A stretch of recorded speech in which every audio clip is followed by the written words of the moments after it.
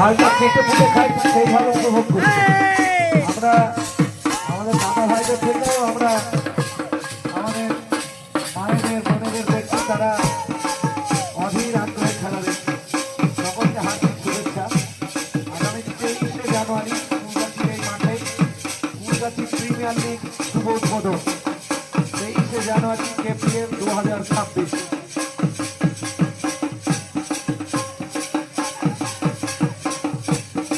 লাঠি খেলার মতো KPL-এও ফুলগাছির কোনো টিম নেই, শুধু ফুলগাছির প্লেয়ারগুলো বিভিন্ন টিমে তারা খেলবে।